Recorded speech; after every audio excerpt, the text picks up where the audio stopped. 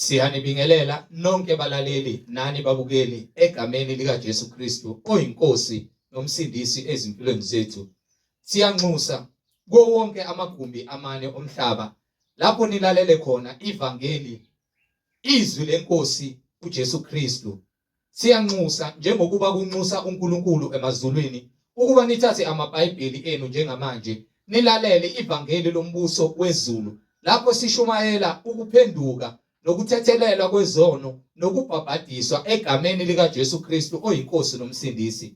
Kulabo abalalele njengamanje abafisa ukubhabhadiswa egameni lika Jesu Kristu, nalabo abanembuzo mayelana neBhayibheli, nalabo abanefakazi isambulo uJesu Kristu esekunikezile ubufakazi ukuba uthule kuzo zonke izindlebe ezilalele ezimisele ukuza ebungcweleni naseqinisweni ngobufakazi bakho, ukuba nixhumane nathi kule mniningwane esoyishiya njengamanje. Ngizoqala nge-email address ethi izwilenkosi.ujesukristu@gmail.com, izwilenkosi.ujesukristu@gmail.com, no my cell phone number, no my WhatsApp number la ungakwazi ukuxhumana nathi khona ethi 066 566 9245, 066 566 9245.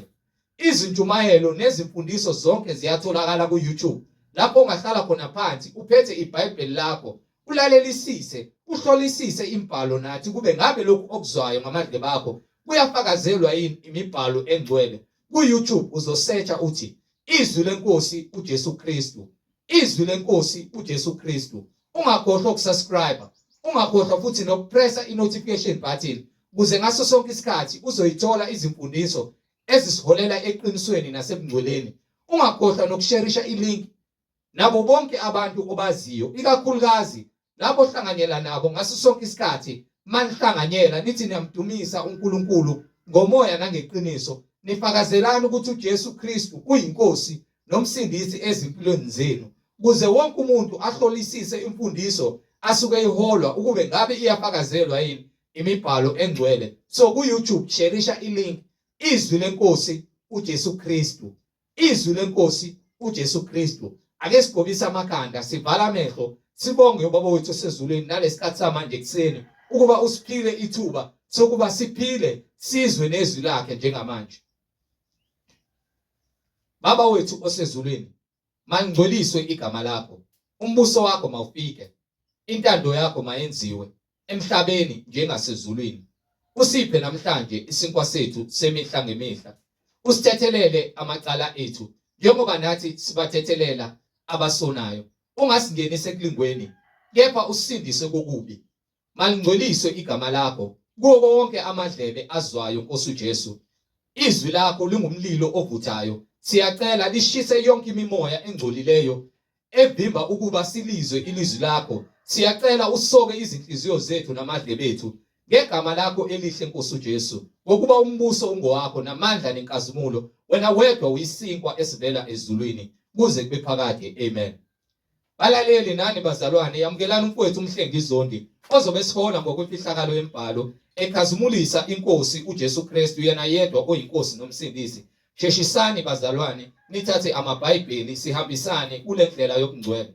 Amen. Nikelele bazalwane egameni lenkosi uJesu Kristu umnini mandla onke.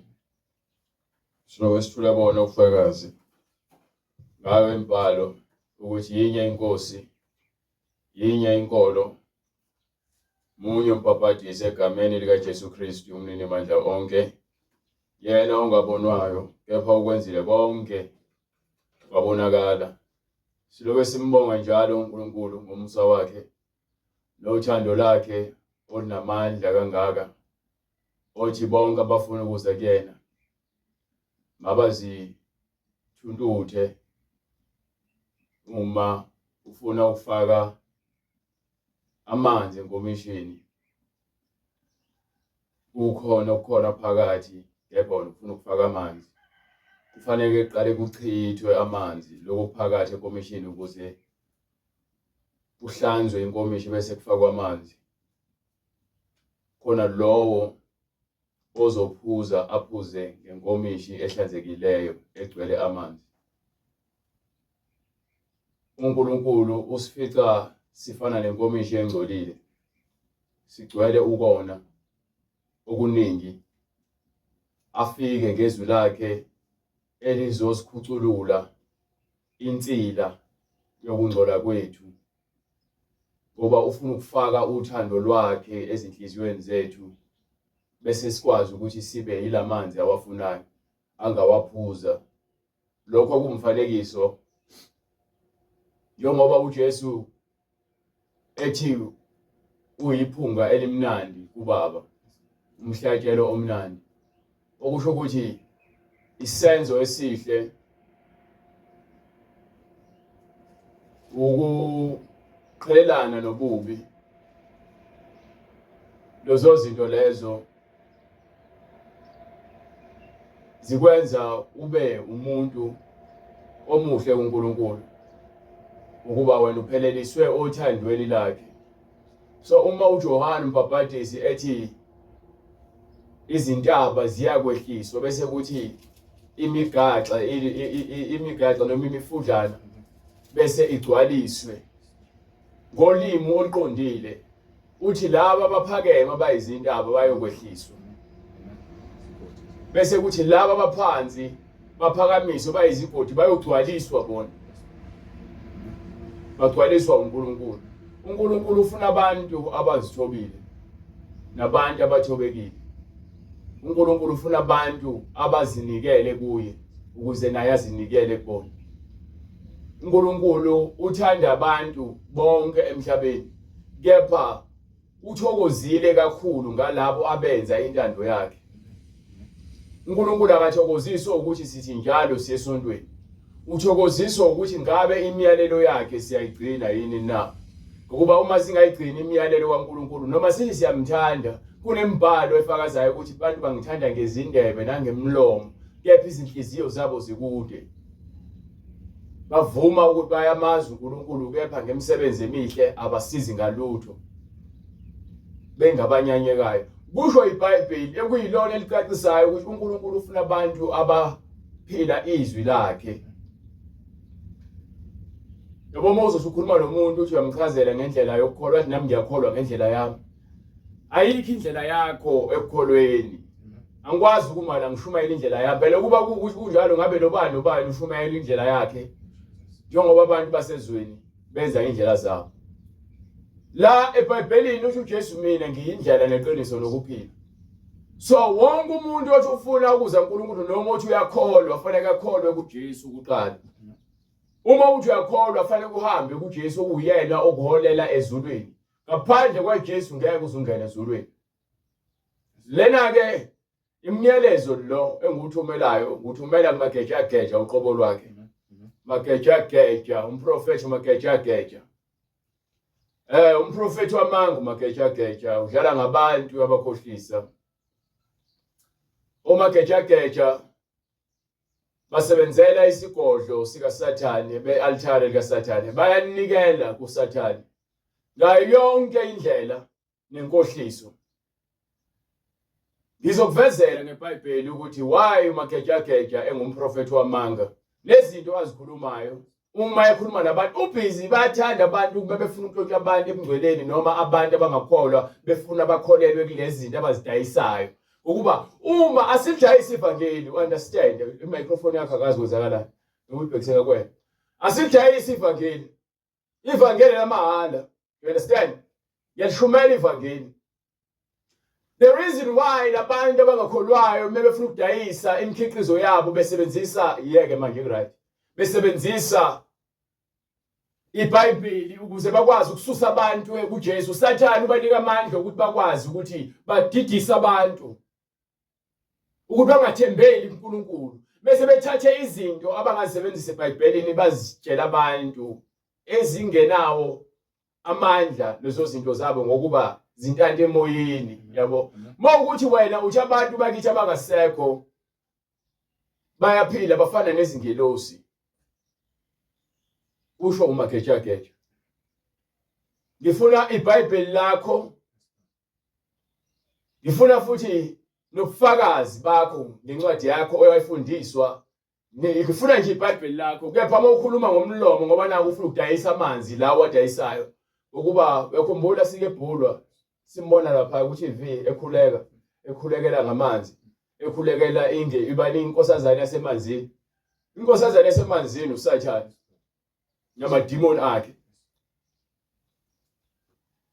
so njengoba ngisho abantu abathwasayo banye babo badonsela emanzini so labantu laba basebehamba bayothwala ngezinto zasemanzini babuye bazothi amanzi abusisiwe amanzi kaSathane lawo uNkulunkulu wadalile amanzi kepha uSathane uthumela abantu basebenzisa amanzi ngokwenkohliso uthi ngifuna ukuthi lento le ngiqale ngindlale ngaye bese kuyimanxa siqhubeka uthi umageja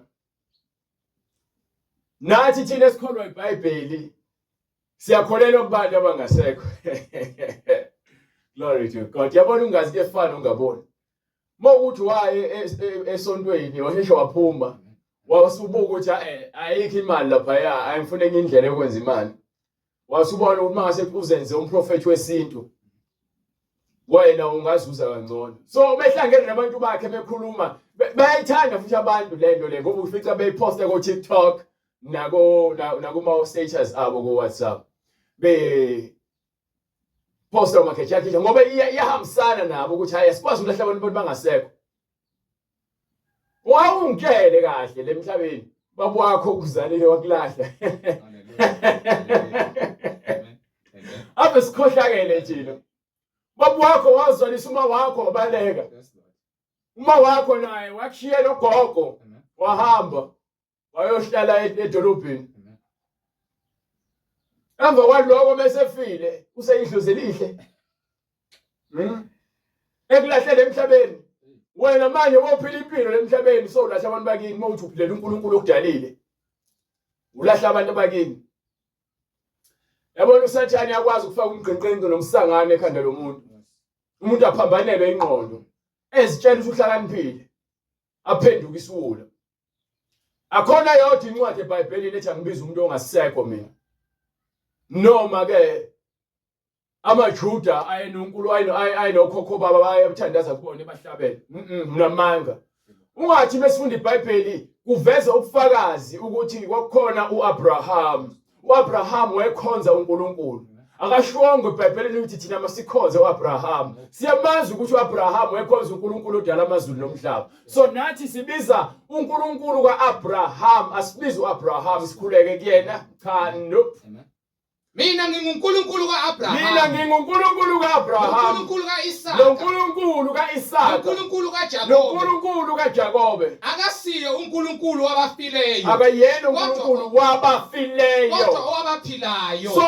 uAbraham uIsaka noJakobe bayaphila bonke abantu bakini abafa bengakholwa bengenabo ubungcwele basesihogweni bafile bonke abantu abafile manje befele esonweni bekholelwe emadlozini akayena uNkulunkulu wabo bafile labo bantu so uma ethi ke eveza lencwadi le siyavezela ukuthi uNkulunkulu wadala izulu nomhlaba wena mawuzothi ke njengoba naseBhayibhelini ukhona uMoses asibiza uMoses sifunda ngomlando kaMoses ehamba noNkulunkulu wahamba kanjani bese sihambe kuleyo ndlela uMoses ahamba ngayo efundiswa uNkulunkulu odala izulu nomhlaba but ke uthi uJesu izimpumputhe zihola izimpumputhe bese zihamba ziyewena umuzi nomuzi unomsamo wakhona ayithi kule msamo kwenziwe izinto ezifanayo so abantu abanjengomageja bathola indlela yokwenza iprofit ngani ukuthi mawuza kuyena uzokutshela ngezinkinga zakho uyaprofeta wena akaprofeta uNkulunkulu omageja baprofeta abantu uthi uJeremiah sahluko 23 verse 21 noma nje ungiphe from verse 16 usho kanje uJehova Sebawothi uthi ningawalaleli amazwi abaprofeta kini banifundisa okuyize basifundisa izinto ezingekho bakhuluma umbono wenhliziyo yabo bakhuluma imbono ezinhliziyo zabo. kungengokuvela emlonyweni kaJehova. Akuveli uNkulunkulu ngeke akhulume ukuthi wena hambe kumprofeti uzokunika amanzi akutshele ngabantu bakini athi mekhuleka amemeze inkosazana esemanzini. Ukukhombisa wona ukuthi ngempela usebenzela uSathane. uNkulunkulu wasemazulwini uthi akahlala ezintweni ezenziwe ngezandla. So mesikhuleka uNkulunkulu sikhuleka ngokomoya nangokuqiniso. Akudingakala ukuthi ngize nenkukhu noma nembuzi noma ngifake isiphandla. Ngimbiza ngokholwa enhlizweni yami ukuba mzukwane ngizalwa angizalwanga ngembuzi, angizalwanga ngenkukhu, angizalwanga ngenkomo. Akuzange ukuthi ngesikhathi ngizalwa kwahlatshwa inkomo ngase ngibathiswa isikhumba sayo. Akuzange ukuthi ngesikhathi ngizalwa kwahlatshwa imbuzi kwafaka isiphandla. No. Izinto lezi engizifunde ngokuhamba kwesikhathi nezimfundiso zobaba bazo izidubi. Uthi uJesu kwincwadi kaMathewu sahluko 15 verse 7 bese ubambe yona le ncwadi kaJeremiah. Siphinde siyobheka kwincwadi kaDuteronomy 13 verse 1. Siphinde sibheke futhi kwincwadi kaIsaiah 15:7. Bazenzisi waprofeta kahle ngani uIsaya ethi awuzeke manje awuze umprofeti wakempela ekhuluma hayi wamanga akakhuluma ukuthi nenzo ninika amanzi fanele nize abantu bakini. Uthi umprofeti kaNkulunkulu njengoba lithi ke niyaqhathanisa iBhayibheli nemfundiso zenu nosiko lwenu lukaSathane. Uthi ke umprofeti kaNkulunkulu wakhuluma kahle ngani uIsaya ethi lesizwe singidumisa ngezindebe zomlomo. Singidumisa ngezindebe zomlomo. Kepha inhliziyo yaso ikude nami. So izikhohlakali njengobona abantu befuna ukuvula amabandla abo namaqembu abo ebandla emhlabeni njengoba beganga nje. Bathi ke ziningi izindlela zokukhonza uNkulunkulu. No! Iyodwa. Lokukele ngathi uJesu Kristu uyindlela neqiniso lokuphila. uJesu usafakaza njengoba lamazwi akhuluma umprofeti uIsaiah ethi lesizwe singikhonza ngezindebe zazo kepha izinhliziyo zabo zikude nami kodwa bangikhonza ngeze befundisa izifundiso ezimiyalo yabantu. Bathatha iziyalo zabantu lento egcwele emakhaya manje batshela ngisho imuzi nomuzi unemsamo yakhona. Uma kuwukuthi inkosi yafundisa leyo nto ingakubi khona emhlabeni eyayibusa eyafundisa ukuthi abantu bakhonza abantu abangasekho, leyo nto leyo abantu babezoyithatha ngoba ishiwo inkosi yayibusayo. Leyo nto siyayithola kwincwadi yokuhlakanipha kaSolomoni engekho kule Bhayibheli. Kepha ikhona kule Bhayibheli le Bhayibheli nalo iyasitshela ukuthi abantu baqala kanjani ukukhonza abantu abangasekho. Ithi enye indoda yashonelwa ingane kulobo buhlungu bayo yaseyenza umfanekiso wesithombe sengane yakhe. Yayiseyenza umsebenzi kulokho yasiphasa lolo siko kubantu abangemva kwayo. Basebenza lo nto yabo usiko kubantu. Njengoba namhlanje abantu besakholwa ukuthi ke abantu abangasekho bayaphila. Uthi uNkulunkulu mina nguNkulunkulu kaAbraham, kaIsaka noJakobe. Abantu laba bakholwa kuNkulunkulu ngokupheleleyo baze bafa. Azange baphume endleleni. So bayaphila ngokuba ngeBhayibheli bayavela ukuba bayaphila. Bese kuvela futhi ukuthi nabafile bengakholwa basesihogweni. Bonke njengoba kuvela kwincwadi yaLuka ukuthi vele isiqibi nasaphele esihogweni lapho khona umlilo. Uma uthi unethemba wena lokuthi ke umuntu wakini ongasekho uyaphila. Noma kuthiwa kuvela umuntu ngephupho omaziyo wakini osefile akusho ukuthi lo muntu uyaphila. Maningi amaphupho engiba nawo ngiyaphupha nangoBright ngihlala naye. So ngizothi manje usedlozi lami. Ngindaba mefile umuntu bese kuthiwa usekhona ayifunayo. Kade ephila lemhlabeni ube ezidakela utshwala ehlale ethaveni ube khupha amantombazane efeba. Siyawazi umvuzo wabantu abadakwa utshwala nabafebayo nabantu ababulalayo. Bese file manje sezoba idlozi elihle. Ufehlupheke ngenawo ngisho imoto, ufehlupheke ngenawo ngisho inkomo. Kepha bese file sefuna imbuzi. Ufeni ngazwani ningakhulumisani. Bese file useyidlozi elihle kanjani kade ke wena ungamfuni emhlabeni. Sekumele nihlabe izinkomo nezimbuzi nithi niyabuyisana. Imfundiso leyo yomuntu. Lithi iBhayibheli imfuno uNkulunkulu esanokutholakala. So ukungcwele kufunakala manje. Impilo kaNkulunkulu ifunakala manje. Bese ufile uyahamba uye kwisabelo sakho lapho usebenzela khona. Mokuthi usebenzela esihogweni uyahamba esihogweni. Mawuthi ubhema ugwayi uhambe uqhubeka ubhema ugwayi wakhe esihogweni. Mekathi ufebe uzohamba uqhubeka nomsebenzi wakho ufebe esihogweni. Mekuthi kade untshontshe uhambe uqhubeka nomsebenzi yakho yokuntshontsha lapha esihogweni. Mawukathi ubhema isinefu uyoqhubeka uyosibhema esihogweni. Mawukathi ubulala uzoqhubeka uyobhukuda lona igazi lechibile lomlilo lapha esihogweni. Bona abaprofeti bamanga nezinyanga lezi bazoqhubeka nabathakathi bahambe bawugida lapha abanye badle inyama yabo leyade benika abantu bese bayidle. Lamanzi lawo wanika abantu sazoquliswa ngawo ukuthi ubale okunika imvume yokuthi ufundise abantu ukuthi bathembele emanzini bangathembi mina uNkulunkulu wabo. Yayizo lonto leyo. Uthini uJeremiah? Usho kanje uJehova Sebawothi. Kukhuluma uJehova Sebawothi. Ningawalaleli amazwi abaprofeti. Abaprofeti akini benifundisa okuyize. Bafundisa izinto engenamsebenzi. Lalela bafundisa izinto engenamsebenzi. Umprofeti uMagajageja kumele aphenduke. Yabona nje babeleke bebhizi benake iBhayibheli njengoba ngisakhona. uNkulunkulu bese ngiqedile kwenza umsebenzi uzongisusa. Kepha ngisakhona. Ngizolwa ngayo yonke into uNkulunkulu ayibekile kule Bhayibheli ibona bonke abaprofeti bamanga nabafundisi bamanga. Ukuba yini umsebenzi wami ikona lokho ukuthi ngenze ngokweqinisekileyo ukuthi ke wonke umuntu ozama ukuqhathanisa iBhayibheli nokukhoshakala kwakhe ngeke uze kulunge. uNkulunkulu akakhonzwa ngezinto ezenziwe ngezandla. Futhi wonke umphefumulo odaliwe wadalwe uNkulunkulu. Akazi uNkulunkulu ngeBhayibheli lakhe afundisa ukuthi abantu abakhonza abantu abangasekho. You understand? Awuhambe ukunika incwadi yaDeuteronomy 32. Ngifuna ukukhombisa ukuthi uNkulunkulu utheni ngalesikhathi abantu sebephuma endleleni sebehamba beyofuna kwabanye abantu. Bese uphinde umbhekele ngizokunika incwadi njengamanje ngokunikele incwadi le yaDeuteronomy 32 verse 16. Bamvusela umhawu. So mawuhambe uyohlabela abanye uNkulunkulu noma uyokhonza abanye uNkulunkulu vusa umhawu uNkulunkulu. Nawo uNkulunkulu babezizwe. uNkulunkulu bezizwe. Bamthukuthelisa ngezinengiso. Bathi izidalwa zakithi ezingasekho. Izidalwa angikhulumi mina ngezidalwa. Ngizosithini isidalwa ngoba sisekho isidalwa. Idaliwe uyikhonza kanjani into edaliwe? Bamthukuthelisa ngezinengiso. Awungiphi incwadi yamaRoma usazolibamba leBhayibheli ngale ndlela ulibambe ngayo. Unginike incwadi yamaRoma sahluko 1. Incwadi yamaRoma sahluko 1. Ngifuna unginike from verse 18. Ngifuna ukukhombisa mina. Anginamahloni ngaleli ungiqale from verse 16. Anginamahloni ngaleli ivangeli. Ngokuba ukukholwa lokho kuvela ngokukholwa. Ukukholwa kuvela ngezwi. You understand? Incwadi yamaRoma sahluko 1 verse 18. Ngokuba intukuthelo kaNkulunkulu yambuliwe. Awuqale from verse 16. Ngokuba anginamahloni ngevangeli. Anginamahloni ngevangeli. Ngokuba lingamandla kaNkulunkulu. Jesus Christ. Ngokuba lingamandla kaNkulunkulu. Kube yinsindiso okholwayo. Kube yilowo nalowo okholwayo. kumJuda kuqala. Uqala kubaJuda nomGriki. bese kuza kwabezizwe.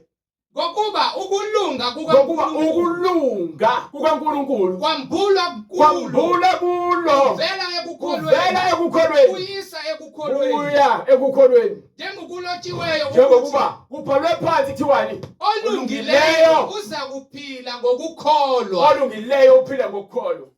Qhubeka. Ngokuba intukuthelo kaNkulunkulu Yes. yambulwa ivela ezulwini. Ngokuba intukuthelo kaNkulunkulu yambulwa ivela kuphi? Ezulwini. Ayivele emsamo. Ezulwini. Ayivele emanzini. Ezulwini. Ayiveli ehlathini. Ezulwini. Vele ezulwini la ungazikhona wena ngoba ubheke emsamo wena. Ngoba ubheke phansi uthi ufuna abaphansi. Umsapho umuntu ophansi ngoba ayikho indaba yakho umuntu ophansi. Phezu kwakho konke ukungamesabi uNkulunkulu. Kuyenzekani umuntu oyistable ohleli phezulu ohamba ngemoto abuye azofuna usizo kumuntu ophansi ohluphekile? No. So kanjalo uNkulunkulu ephakeme kangaka nathi esinikile ukuhlakanipha. Sihamba siyofuna kubantu abafile phansi sibangcwabile phambi kwenu. Umphefumulo wakhe lo muntu usendaweni yakhe. Amen. Indaba inomphefumulo leni lithi ke bafana nezingilosi bese befile. IBhayibheli yakusho lokho kepha ke alisho ukuthi bayizingilosi. Amen. Ngokuba intukuthelo kaNkulunkulu yambula ivela ezulwini phezu kwakho konke ungamesabi uNkulunkulu. Vele ezulwini phezu kwakho konke ungamesabi uNkulunkulu. Nokungalungi kwabantu. Abathiya iqiniso. Ngokungalungi. Abathiya iqiniso. Ngokungalungi. Bezitshela ukuthi bahlakaniphile. Baphenduka iziwula. Bathebe mazi. Ngokuba lokho okwazekayo ngoNkulunkulu kusobala phambi kwabo. Lokho okusokwazikayo uNkulunkulu kusobala phambi kwethu sonke. Ngokuba uNkulunkulu kubonakalisile kubo. uNkulunkulu wasivezela yonke into uthi kuyena ungabonakali kepha wakwenza kwabonakala. Ngokuba okungabonwa kwakhe kuthi amandla akhe aphakade nobuNkulunkulu bakhe bubonakala kwasekuqaleni kwezwe. Ubonakala kwasekuqaleni kwezwe. Ngokuba kuqondakala ngezenzo. Ubonakala ngento ayenzile uNkulunkulu emhlabeni. Ungitshela ukuthi uNkulunkulu lithi mina nina nikhonza izidalwa, niyeka umdali, nikhonza izinto ezakhiweyo, niyeka umuntu owakhe izinto osakhe sonke. Yenza kanjalo umbuzo wami phela lo. Kwenziwa yini sithi sikhonza izidalwa ezingasekho? Uhlula ukuhlonipha ubaba wakho lemhlabeni. Uhlula ukuhlonipha uma wakho lemhlabeni. Uhlula ukuhlonipha indodana yakho nendodakazi yakho lemhlabeni. Bese ufile bese uzothi uzoba isidalwa esihle noma izoba idlozi elihle. Yini ekwenza uhluleke ukuba muhle lemhlabeni ufuna ukuba muhle sowufile? Ubalo ukufundisa lonto le. Incwadi yeExodus isahluko 20 verse lokuqala. uNkulunkulu wakhuluma onke lawa amazwi wathi nginguJehova uNkulunkulu wakho. Ngingujehova uNkulunkulu wakho. Wakukhipha ezweni laseGibhithe. Ngakukhipha ekuhluphekeni. Indlu yokugqila. Indlu yesono. Ungabi nabanye onkulunkulu ngaphandle kwakho. Abanye onkulunkulu ngaphandle kwakho. Ungazenzeli izithombe ezibaziweyo namfanekiso okusezulwini. Noma ungathi hayi phela bona bangixhumanisela uNkulunkulu ayikho lonto leyo. Lithi nje uJesu indlela lo muntu oke nje obefile lapha uthwele inhlabathi ngesifuba usaba amathambo omhlophe. Manje lonto yenzeka kuJesu kepha zange azakubona ukufa, zange akubone ngisho ukubona. Wavuka ngenkazimulo, into ongekuze uyazi uma ungakholwa noma ungafuni ukukholwa, ukuba lenkazimulo siyibekela ukuthi uma sifana noJesu ngokwesenzo lemhlabeni, siyovuswa njenganaye ngokomoya njengoba naye aphilela uNkulunkulu, wavuswa ekufeni. Okusho ukuthi ukufa ekumele sikunqobe. Labantu bakini abasethunela bangazange bakwazi ukunqoba abaningi babo ngoba bafele esonweni, futhi ngeke baphinde bakubone ukuphila. Ukuba yini bafele emanyaleni. Wena uzotshela abantu bazokhonza izidalwa. Kaze kube nini imancika ncika. Sikholelwa ukuthi thina abantu abafileyo bazovuka. Kepha abafele kuphi? kuJesu. Abafele kuJesu. Uma ungafelanga kuJesu, ngikhuluma ngabantu abafele kuJesu ngemlomo mina. Ngikhuluma ngabantu abaphile impilo esiyalele eBhayibhelini ukuthi siphile. Ibona abantu abayakuvuka, abayavuswa lapho. Izifebe ngeke zivuke. Omahosha ngeke bavuke. Izidakwa ngeke zivuke. Izangoma ngeke zivuke. Abathakathayo ngeke bavuke. Abanenzondo ngeke bavuke. Abahlebayo ngeke bavuke. Abaziphakamisayo ngeke bavuke. Abakhonza amadlozi ngeke bavuke. Abakhonza uShembe ngeke bavuke. Abakhonza amaRomini babiza uMaria ngeke bavuke. Abasezethisi ababizwa lekhanyane ngeke bavuke. Bonke abantu bayovuswa ngoJesu. Amadoda lalana wodwa ngeke azavuke. Ufanele ukuvuka emhlabeni ukuthi uyisona uguquke kona konke lokho ukuthi uNkulunkulu ngeke ukuze ukufaka embusweni wakhe. Bese wena uphilela yena unginika incwadi yamaRoma. Incwadi yamaRoma iyona lezo uqondisa izinto. Incwadi kwabaseRoma isahluko sokuqala from verse 20. Yes.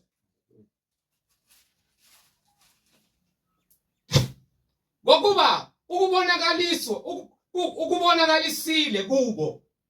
Ngokuba okungabonwayo kwakhe ukuthi amandla akhe aphakade nobuNkulunkulu bakhe kubonakala kwasekudalweni kwezwe. Yes. Ngokuba kuqondakala ngezenzo zakhe. Kubonakala ngezenzo zakhe. Ukuze bangabi nakuzilandulela. Ukuze singeke sakwazi ukuthi ayikho into oyidalile emhlabeni, uyisidalwa nawe ngithi.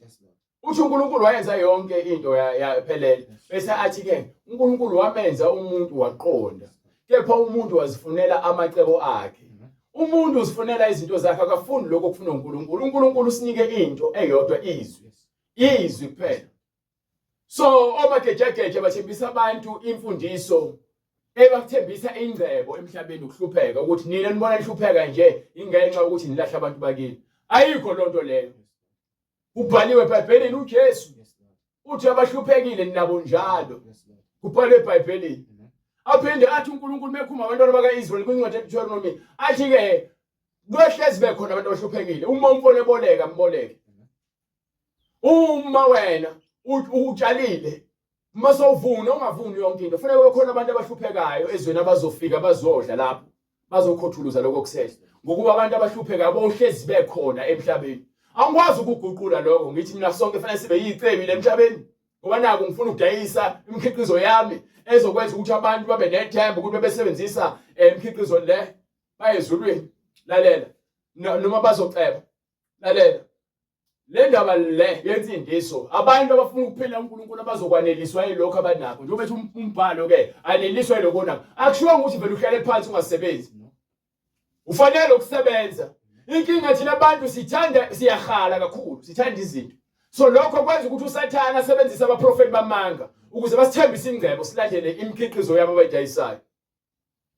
Qhubeka nale ncwadi le ngokuba uthe bemazi uNkulunkulu kabamdumisanga azange bamdumise kabambonganga azange futhi bambonge njengoNkulunkulu kodwa balutheka besebenza njani basebelutheka ekuzindleni kwabo imidlinzo yabantu ethidisa ukuqonda kwabo. Inhliziyo yabo engaqondiyo yabamnyama. Inhliziyo engenakho ukuqonda yavele yaphenduka yamnyama kwaphela ukukhanya ngokuba ukuhlakanipha kwaNkulunkulu kuukhanya isibane kumele sikhanye enhlizweni yomuntu. Kepha ungamkeli ivangeli lakhe kwezinhliziyo yakho ebemnyama ngoba uziphilela ngemidlinzo yakho. Ngiyazi ukuthi abantu bakaZulu banendlela yabo bathi banosiko lwabo. Ngiyazi amaXhosa anosiko lawo. Ngiyazi ukuthi abeSuthu banosiko labo. Ngiyazi ukuthi abaPedi banosiko labo. Ngiyazi ukuthi eChina banosiko labo. Ngiyathi uNkulunkulu ufuna uzoceda yonke lonto ngoba imdumisi yes. Besisho ukuthi bahlakaniphile baba izimu. Imphakamo lento elithi ke ipride lemhlabeni ukuzigqaja. Uma uzozigqaja ngento othi wena ngoba wena umZulu noma namaZulu leyo nto iyakulibazisa ukuthi wena ukhohle ukuthi wena umuntu wakhe uNkulunkulu wedwa. uNkulunkulu azange akhe abantu ethi amaZulu lawo afuna benenkani. Nope. Iqulu labantu lale lakhuluma isiZulu bayibona bamaZulu. Bese kiwe empini babe nodlambe bale bakwazi ukunqoba izizwe. Kwakhona namaXhosa nabo babekhuluma isiXhosa basibiza ngamaXhosa nabo angisazi yaqala ngale isiXhosa. Kepha uNkulunkulu akabiza abantu ngokuthi wena wisizwe uthi ngifuna umuntu ozwa alenze izwi lami. Baningi amaZulu asindisiwe, baningi amaXhosa asindisiwe, baningi amaChina asindisiwe, baningi abelungu abasindisiwe. Akakhethi uthi wazenza izizwe zonke ngagazi linye. Le ndaba yamasiko iyona leyenza ukuthi kube khona ungazwani emhlabeni. Amen. Hallelujah. Iyona lento le eyenza ukuthi uSathane abuse la kunina. Uba munye uthi efuna ukwenza umsebenzi engenayo imali ahamba ontshontsha imbuzi zomunye umuntu ukuze ezokwenza umsebenzi. Uyacabanga ukuthi wenzela umuntu wakini umsebenzi uyambuyisa noma uyamgeza njengoba nisho uhamba ontshontsha imbuzi. Noma awuyithenganga uyintshontshile wena ngobo lwakho. Vele umsebenzi emedimoni yenziwa kanjalo. Kwenziwa izinto ngezinto zokukhohlakala. Qhubeka. Besisho ukuthi bahlakaniphile. Besitshela ukuthi bahlakaniphile. Baba iziwulu. Baphenduka izilima. Nenkazimulo kaNkulunkulu ongabhubhiyo bayiguqula ifane nomfanekiso womuntu obhubhayo. Awuzwe uthi isidalwa ngithi kuthiwa inkazimulo kaNkulunkulu ongabhubhiyo. uNkulunkulu akabhubhi. Ingakho ngithi uJesu wafa wafinyama esiphambanweni. Kepha inyama yavuka kuphethuleni. Amen. Yes Lord. Wayikhazimulisa uNkulunkulu. Azange azabhubha uJesu. Glory to God. Yes! Jesus Christ. Hallelujah. Azange azabhubhe uJesu. Nenkazimulo kaNkulunkulu ongabhubhiyo. uNkulunkulu ongabhubhiyo. Bayiguqula ifane nomfanekiso womuntu obhubhayo. Bayifanisa nomuntu onjani? Obhubhayo. Ingakho ngithi mina nithi izidalwa zakini abasekho bafile. Kepha ngiyabakhonza nithi izidalwa ubhubhile. Yes Lord Jesus. Umfuna uyilo ongiphe kulincwadi lozana pride glory to God. Incwadi Isaiah 28 from verse 18. Bafunani ngoba fileyo ngabaphilayo. Uthi emthethweni ke nasabufakazini uma bekhuluma lelizwe abana kusa. Do you understand? Bayakukhala bajabulizwe pride ukunike sahluko 8. Hallelujah. 28. Hallelujah. Sahluko 8 verse 19. Bese ungikhombise kwincwadi yaDuteronomy 13 ukuthi kwakwenziwani kumprofethi onjalo. Hallelujah. lapho bethi kini lapho bethi kunina funani kwabanamadlozi bathi nakubathakathi lalela umuntu wakini akayena idlozi ngifuna ukuthi ningizwisise le umuntu wakini akalona idlozi yayizwa lonto le isidalwa noma omkhulu bakho noma okhokho bakho noma abantu bakini abadala abangasekho abantu bakini abadala abangasekho ngeke babe khona bebekweseko mase eshona ethuneni akasekho nje bathuka isidalwa nje into edaliwe kufuneka izo mekhona utshani namhlanje mebusha kusasa bekukhona bebudaliwe phelele isikhathi saso nathi sifana notshani siyadlula so uma ke umuntu ethi unedlozi ulinika ubani ngoba khona umuntu onemimoya yebudlozi methu afunani ngoba namadlozi abanamadlozi banitshela izinto nakubathakathi zokukhohlakala ngakho bethi ke umuntu wakini ongasekho ukuthi kanje lo muntu ukunika amandla ukuthi umeme lemimoya ababetha imilozi benyenyeze so noma umema lemimoya wena uthatha isilwane ngegama lalomuntu okutshela umuntu wangakini ongasekho ufuna umhlabele umema lamadlozi lawa akekho umuntu oyidlozi kepha imimoya elinikwa abantu abanamadlozi abanitshela ukuthi nina yenzani kanje ukuze nikwazi ukuxhumana nabantu abangasekho ingakho kuthiwa kwaba namadlozi basuka benika amadimoni ingakho lencwadi yathi uTholonomi isahluko 32 verse 17 and 18 iyachazela ukuthi bahlabela amadimoni lencwadi yaseKorinte yokuqala sahluko 10 iyakutshela sahluko 9 nosahluko 8 sahluko 9 sahluko 10 la nginike le yathi uTholonomi le sahluko 32 ngifuna from verse 17 and 18 uthi bamthukuthelisa uNkulunkulu bambangela umoya bahlabela ini amadimoni so wena unikwa igama labantu namadimoni baqambe ngabantu bakini angesibo onkulunkulu lezo zinto lezo kubona uNkulunkulu futhi ke abasaphili njengawe basendaweni yabo uthi uNkulunkulu kweZekiel yonke imphefumulo ngeyakhe ekayise nendodana akekho umuntu ongowakhe labo abathwethuliwe abagcinwe emandleni obumnyama lishe iBhayibheli ke kuyothi kuvula izincwadi bonke abantu abathwethuliwe abathunjiwe emhlabeni bethunjwe uSathane bakhona vele abantu abathunjiwe labo abantu abathunjiwe zothi mase kuphela umhlaba incwadi yesambuli yaveza ukuthi kwasekhishwa abanye olwandle kwakhishwa abanye eHadesi kwakhishwa abanye ekufeni base bonke bazobekwa phambi koNkulunkulu bazokwahlulelwa ngemisebenzi yabo akekho umuntu oziphilelayo emhlabeni wonke umuntu uphila ngoNkulunkulu abantu ababanjwe abathakathi babasebenzisa njengoTikoloshe basazokhululwa kulowo msebenzi nabo bazohamba bowulahlwa labo bantu ngoba yimbe besebenzela uSathane so ithi incwadi lapha kwincwadi kaIsaiah lapho bethi kini funani kwabanamadlozi nalabo abathakathi ababetha imilozi benyenyeza pho abantu abayikufuna uNkulunkulu wabo yini kuyini kwabafileyo yini elifuna kwabafileyo ngabantu abaphilayo emthethweni ke nasebufakazini impela lelizwi abayikhulumayo alinakho ukusa alinakho ukuhlakanipha lezo zinto lezi ezifundiswa omagejageja nabanye obani abanye angibazi abaningi bathi 25 cent nobani baningi abantu abadayisa imikhiqizo badayisa izinto abazinikwe uSathane ukuthi baluthele nabantu udayisela abantu kazi bebenza lento benze ngathi abantu abamnyama lezinto bayazidinga uyabona phela nabelungu bathwele achaza into engekho nifila ukufunda bese nihambe niyolanda imithi kwathakathi nilanje izinyoka nithwala bese nithathe lezi zinto lezi nisebenzise bese nidayisa niqamba amanga bakhona vele abantu abathwele kepha bona wonke umuntu ophumelele empilweni othwele mekuthiwa umlungu noma nithi amaSulumane nina niyathanda ukuthi abantu abamnyama nibafake ebumnyameni ngezinto ezikukhohlakala bese nisebenzisa ezinye izizwe bese nizenza isibonelo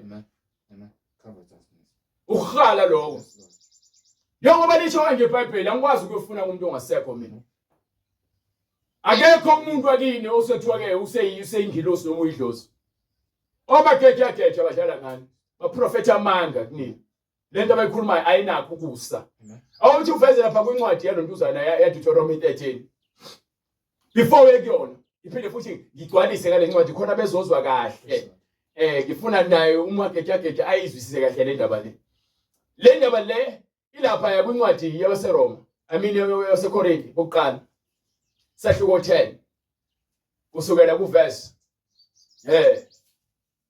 uzongipha verse 20 abaseKorinte 10:20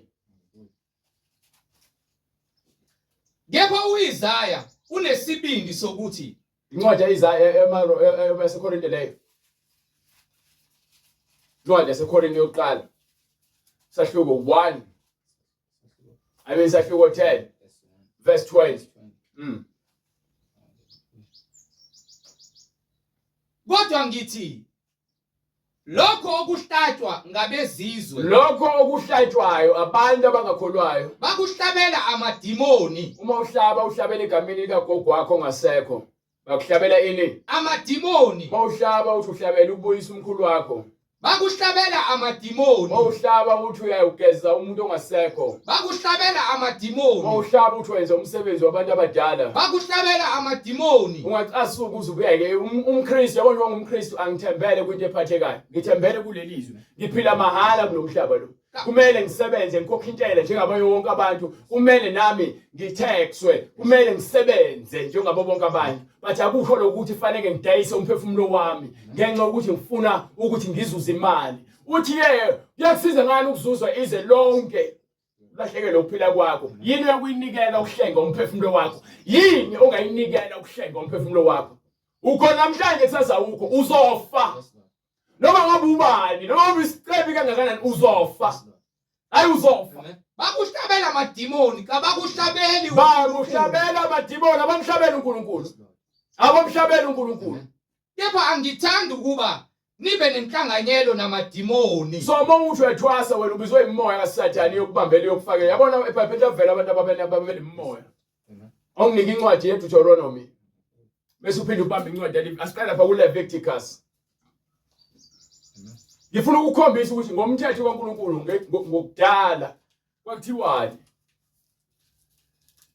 bese uphinde ungiphe nencwadi khona lencwadi le yezenzo lapho khona usahluko 9 uyona okay uqala unginike lapha kwincwadi ke yaLeviticus 19:27 19:20 26 Leviticus qala bese bolo ngiphi Deuteronomy bese kuyahamba kule ncwadi othi usuyibambile yezenzo bese siyavala angisafuni ukufundisa sengiyanivezela manje ukuthi lithini iBhayibheli kwakumele kwenziwe njani kepha ngisho nalabo ababenemoya uNkulunkulu yakwazi ukubakhulula ngegama lika Jesu Kristu ngokuba njengoba sifundisa siyabavezela kulezi zinto lezi uNkulunkulu uyaziphika bona ukuze balungise fanele bavume uNkulunkulu ukuthi bona bayizoni lento abayikhulumayo uyamanga bayisusele engqondweni yabo ngokuba ayinasisekelo mase ke bona bamukela uJesu iyona kuphela into ezosindisa abantu leyo ngegama lika Jesu Kristu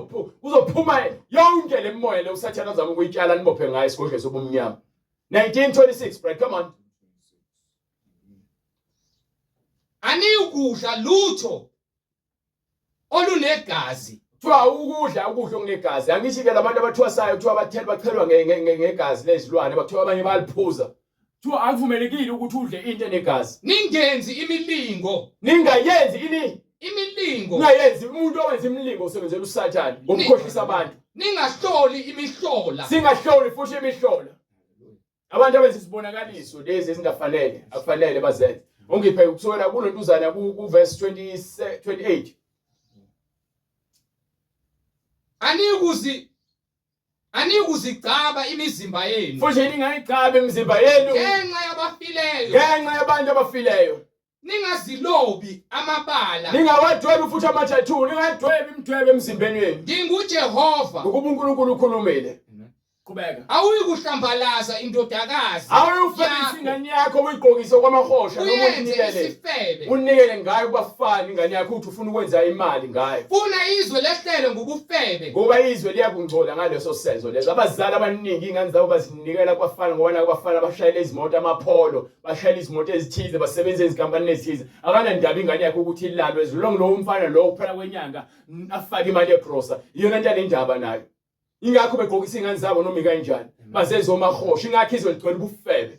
izwe ligcwale ukonakala Yes sir. verse 31 ningaphendukeli kwabanamadlozi Ningayi mawusindisiwe awulibhaji kumuntu onamadlozi. nakubathakathi Ningayi futhi kubantu abathakathayo ngifuna ukuthwala. ningabafuni ukuba ningcoliswe Ningayi kubona iziBhayibheli lithi hayi ukuthi mina ngizonda umuntu ngizonda imisebenzi yabo. Imisebenzi yenu ngiyayizonda. Ngeke ngimkhohlise. Imisebenzi eyenziwe labantu abathakathayo, abanamadlozi, abaprofeti obagajaga imisebenzi yabo ngiyayinyanya ngoba uNkulunkulu akayifuni. So anginaki ukuzihlanganisa nayo. ningabafuni ukuba ningcoliswe yibo Ngezwe lonto leyo ungitshela ukuthini uzohamba ngohlangene nabantu abangakholwayo. nginguJehova uNkulunkulu wenu Manje ufuna uNkulunkulu umfuna yedwa uNkulunkulu onomona akafune ukubhanqwa nalutho lemhlabeni. Ngezwe lonto leyo. Eyibheka incwadi engibizile incwadi hawu usale sokuya kule ncwadi le Deuteronomy 13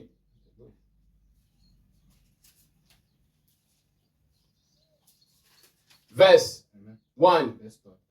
uma kuvuka phakathi kwakho umprofeti noma umphupho wamaphupho Uma kuqhamuka uprofeti manje la phakathi kwethu noma umphuphi wamaphupho noma umuntu ozokunika amaphupho awaphuphile akunike isibonakaliso nesimangaliso isibonakaliso noma isimangaliso akhulume ngaso kuwe bese senzeka athi masilandele abanye onkulunkulu ongabaziyo uthini uNkulunkulu sibakhonze awuyikulalela amazwi alomprofeti noma lowo mphuphi wamaphupho ungamlaleli lo mprofeti namazwi akhe namaphupho akhe angasile ngokuba uJehova uNkulunkulu uma wakho uthi uNkulunkulu lo simkhonzayo uyakulinga ukuba azi ukuthi uyathanda yini uJehova uNkulunkulu wakho so uNkulunkulu uvumele lo muntu ukuthi enze lento le ngokuba fanele kuhlole ukuthi wena uyalithanda yini izwi likaNkulunkulu wakho ngayo yonke inhliziyo yakho yonke nangawo wonke umphefumulo wakho so na understand ukuthi kufanele baqhamuke abantu abafana noMagejageja nomprofeti uBushiri omprofeti uMbhoro noma uPastor Mbhoro bafanele ukuqhamuka ukuze no enigma phakathi bafanele ukuqhamuka bazohlubukisa kuNkulunkulu nasezweni nina abantu nibalekela ukuphila ngoba yini nifuna ukufunda amaBhayibheli nibona ngathi iBhayibheli incwadi engenamsebenzi ngoba yini nithi akuthanda izinto lemhlabeni lezi zinto esizithandayo sakudlula nakho konke okuphakathi bese thini lapha kwencwadi yamalonduzana yakhe izenzo sesiyavala kuyona incwadi yezenzo 9 othi uma ngibheke la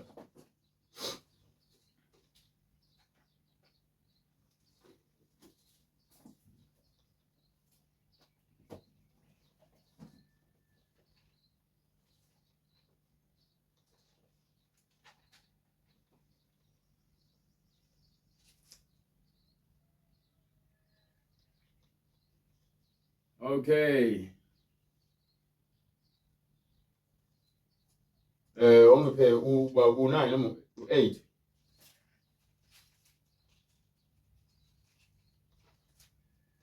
ni u8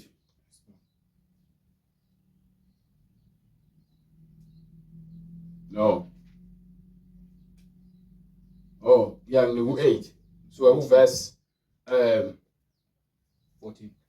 yeah starting from verse 14 kwathi kuba abapostoli baseJerusalem bezwe ukuthi Samaria lamukele izwi likaNkulunkulu bathumela kubo uPetru noJohane besehlela khona babakhulekela ukuba bamukele umoya ongcwele ngokuba wayengakehleli nakoyedwa kubo kodwa babesabhaphathisiwe egameni lenkosi uJesu kuphela yes khona babeka izandla phezu kwabo base bamukela umoya ongcwele kepha uSimoni ukhona indoda ekuthiwa uSimoni ebonile ukuthi ngokubekwa izandla zabapostoli uyaphiwa umoya, waletha imali kubo wathi awuhlehla kancane ubalo Simon awuqala lapha from verse 10. banamathela kuye bonke besukela kwabancinyane kuze kube kwabakhulu bethi lo unamandla kaNkulunkulu. awuhlehla uqala ku8. Amen. Kepha kwakukhona indoda ethile inguSimoni igama layo. Kwakukhona indoda ethile ekuthiwa uSimon igama layo. Yayikade yenza imilingo kulowo muzi. Yes sir. Isimangalisa isizwe saseSamaria. Izishaya umuntu omkhulu. Ezenza umuntu omkhulu. Banamathela kuye bonke kusukela kwabancinyane kuze kube kwabakhulu. Bethi lo unamandla kaNkulunkulu. So into enzakalayo kunina abantu vele lo mkhuba ukuthi umuntu benza imgilingwane nithi ke hayi uthi uNkulunkulu ngoba yini unibambe ngomlingo nangezimangaliso nenkilingwane lamanga abizwa ngokuthi makhulu. Yes sir. Babe namathela kuye ngokuba ebamangalisile izikhathi ezinde ngemilingo yakhe. Kepha bathi ukuba bakholwe nguFilipu eshumayela ivangeli ngombuso kaNkulunkulu. Yes sir. Nangegama likaJesu Glory Kristu. to God. Babhapathiswa Babhapathiswa. abesilisa nabesifazane. Bonke abesilisa umsebenzi wethu ukukhulula abantu kulamanga nenkohliso kaSathane. Naye umprofeti lo makejageja siyamcela ukuthi uNkulunkulu amsize amkhulule ngegama likaJesu. Glory to God. Naye uSimon wakholwa wathi esebhaphathisiwe. Ngisho naye umkhohlisi wabantu wakholwa wathi esebhaphathisiwe. Wanamathela kuFilipu. Wayesenamathela kuFilipu. Inkinga wakholwa wayesenamathela engakukholwa ngokupheleleyo engakunakho ukuqonda. Wamangala ebona izibonakaliso nemisebenzi emikhulu yamandla eyenziwayo. Yes sir. Kwathi ukuba abaprofeti baseJerusalem bezwe ukuthi abapostoli. Yes Lord. Kwathi ukuba abapostoli baseJerusalem bezwe ukuthi iSamaria lilamukele izwi likaNkulunkulu bathumela kubo uPetru noJohane. Yes sir. Sebehlele khona babakhulekela ukuba bamukele umoya ongcwele ngokuba wayengakehleli nakoyedwa kubo. Yes sir. Kodwa babesabhaphathisiwe egameni leNkosi uJesu kuphela. Khona babeka izandla phezu kwabo. Base bemamukela umoya ongcwele. Yes. Kepha uSimon ebona ukuthi ngokubekwa kwezandla zabapostoli uyaphiwa umoya. Weletha imali kubo wathi ngipheni nami lawo mandla ukuze ilo nalo engibeka izandla phezu kwakhe amukele umoya ongcwele. Nayo indaba lekhona namhlanje. Lekhona abantu abaningi baphatha iBhayibheli basebenzisa iBhayibheli njengenduku ucasha besebenza imisebenzi kaSathane. Njengale ndoda ayifuna ukusebenzisa izwi noma amandla kaNkulunkulu for inzuzo njengoba isizi yakuthenga ukuba ifuna ukwenza eminye izibonakaliso ukuze ke izuze kulomsebenzi wayo ukuba isebenzele umbuso kaNkulunkulu. Uthini uSimon Petru? Kepha uPetru wathi kuye, Glory to God. Isiliva lakho malibhubhe kanye nawe. Lizobhubha kanye nawe. Ngokuba uthi isipho sikaNkulunkulu singathengwa ngemali. Isiphiwo labantu bakhela ngithi sina sishumayela imali thina. Lapha bangaphakathi emngceleni bayazi ukuthi kwenzakalani. Bayazi ukuthi kwenzakalani emngceleni. Akekho umuntu okhuthuzwayo emngceleni. Unikela emsebenzini kaNkulunkulu. Okhokho kweshubukeka ngokumyalo kaNkulunkulu. Akekho ophoqiwe. Asidayisi imkhiqizo. Asinjayisi ivangeli. No. Akilithenganga le vangeli. Ngathengwa ngegazi mina eliphakeme kakhulu igazi elingenacala. Ukuba ngazothatha into mina ethengwe ngegazi elingenacala ngizoyinikela ngidayise ngemali. Awunasabelo nafa kulelizwe. Ngokuba inhliziyo yakho ayilungile phambi kukaNkulunkulu. Go ahead brother.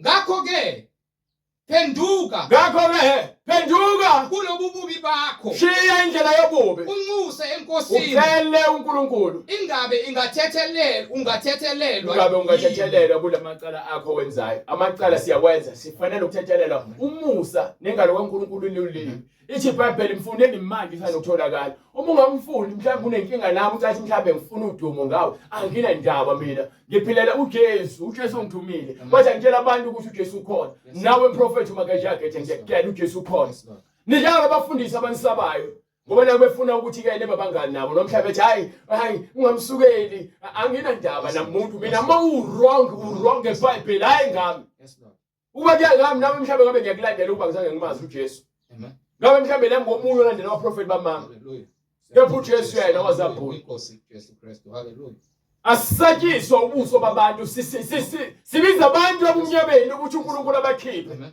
yekala ukulandela abaprofeti bamanga banoholela esihogweni uthini umprofeti umpostoli ulontuzana ulo right lapha kwincwadi Zenzo 2:38 uthini phendukani iloyo nalowo apaphathise bese ngene emanzeni egameni likaJesu Kristu ukho kuthethelela kwezono izono zethu khona niya kwamukelisa khona ke siyobe sisamkeliswa isiphiwo ngeke sidayiselwe siyokwamkeliswa siphiwe siniwe mahala isiphiwo sikamoya oyingcwele ngokuba nesithembiso besenu nesabantwana esabo bonke bakude bonke inkosi uNkulunkulu wethu eyakubabisa walezela nangamanye amazwi abaningi obayala wathini right sisindiseni kulesizukulwane esiphambeneyo bonke abantu abafuna ukuzisindisa abafuna ukuhamba ngeBhayibheli sikubizele eBhayibhelini asikubizele emoyeni mofuna ukufunda woza neBhayibheli lakho nawe makejakeje singasiza sikufundise konzo ukuhamba ufafaza into ungayazi uchela amanga ngento ungayazi khuluma izinto ezingekho and mina ngizoniphikisa ngikhuluma ku TV nami ngizokhuluma lento elisho ayiko amanga niqamba amanga uwangani singanekwani khuluma nje into engekho akekho umuntu okwaphiliswa amanzi ngaphandle uNkulunkulu evumile ukwenzeke bengavumanga nibize eminye imoya nize nithi abantu abangasekho kumele babizwe nope awuyena futhi umprofeti wena awuyena uyinceku fakazela uSathane emsebenzi oyenzayo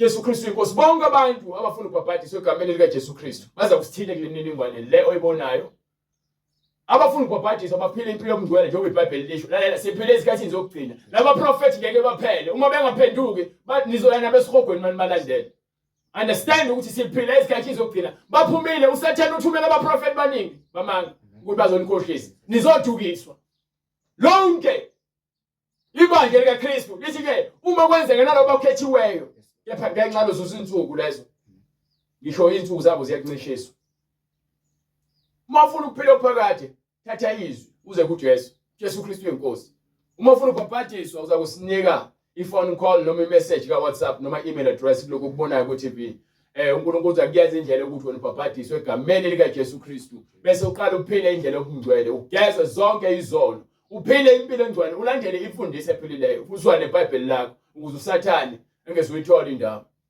Jesu Kristu inkosi uzaba umkhuleko kuthi babe egameni lenkosi yethu Jesu Kristu uNkulunkulu onamandla siyakubonga Nkosi uJesu siyakhulekela Nkosi bonke laba abakhubukile bekwazi Nkosi uJesu njengo brother Magejageja babekwazi Nkosi uJesu bekwazi amandla alokhu kuphila osibize khona njengojambra Nkosi noJanes nojambra abamelana noMose uNkulunkulu onamandla nabo Nkosi laba abamelana nenkazimulo yakho Nkosi uJesu ngegama lika Jesu Kristu siyaphulukisa uNkulunkulu onamandla go wonke amandla obumnyama la beboshwe khona esigodleni sesitha uSathane ngegama lika Jesu Kristu siyalibonga igazi lakho Nkosi uJesu sibiyele ngakho negazi lakho elasithenga Nkosi lahlanza izono zethu phila uNkulunkulu onamandla ngaphakathi kithi ngenkazimulo yakho ngegazi lakho Nkosi uJesu kuba udumo nenkazimulo kubo bonke abazwayo ubakhulule ngezwi lokuphila elishunyayelwayo Nkosi ngabaprofeti nabapostoli kuzo zonke izindlebe ezizwayo uJesu Kristu yena yedwa uyinkosi nomsindisi